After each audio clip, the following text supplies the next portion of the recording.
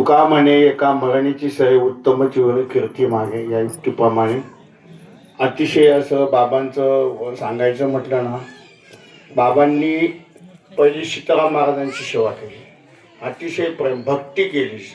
आणि बाबा आणि हरिश्चंद्र बाबा हे दोन्ही हे सीताराम बाबांचे भक्त आहेत आणि अजूनही त्यांच्याकडे सेवा आहे.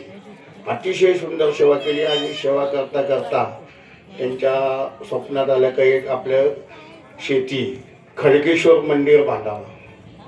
आणि त्यांच्या स्वप्नात आलं का भगवंतांनी त्यांना स्वप्न सांगितलं, सीतारामबाबांनी सांगितलं असेल किंवा कोणी सांगितलं असेल काही इथाच्या वस्तीवर एक भगवान शंकराचं मंदिर बांधा म्हणून. खडकेश्वर हे मंदिर अतिशय हे एकदम ज्वलत प्रसंग म्हणजे सांगायचं म्हणजे असे का ह्या मंदिराचं प्रतिष्ठा म्हणजे हे आपण चैतन्य महाराज दिंडी सोहळा ह्या दिवशीच ह्या प्रगट दिन झालं या मंदिराचं.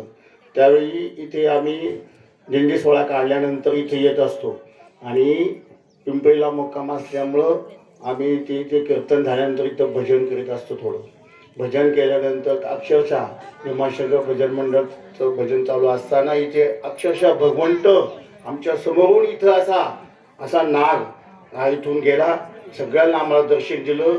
म्हणजे असं हे पवित्र स्थान आहे, अतिशय सुंदर पवित्र स्थान आहे.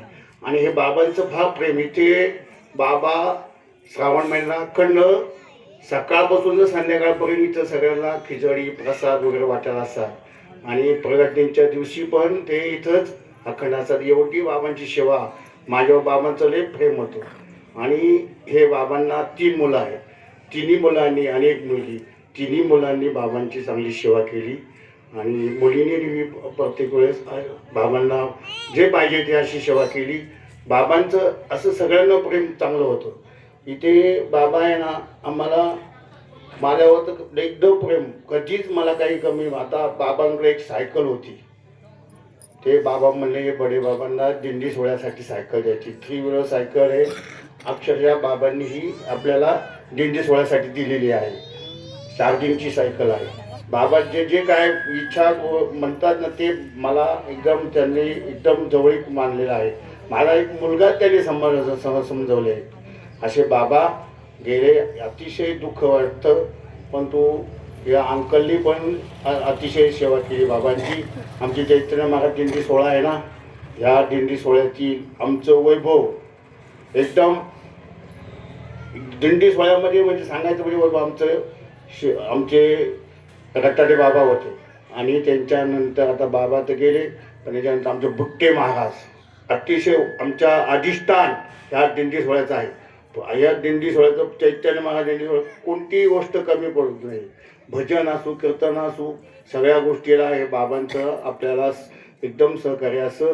आणि सांगायचं म्हणजे असं का ह्या बाबांनी अतिशय सगळ्यांना देव पाहतो यांनी असं एक असं पत्रक काढली होती.